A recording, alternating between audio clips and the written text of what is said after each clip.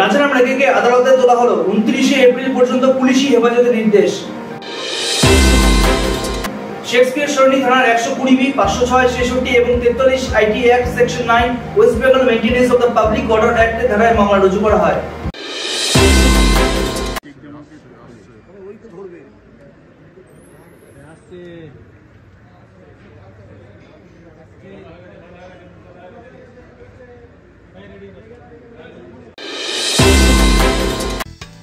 খুবই সহজ এবং অনন্য প্রযুক্তির মাধ্যমে ছাত্রছাত্রীদের পড়াশোনায় সফলতা এনে দেয় ফিজিক্সওয়ালা। ভারতের শহরের সমস্ত ছাত্রছাত্রীদের নিট এবং জেইই পরীক্ষায় বসবার প্রশিক্ষণ দেয়।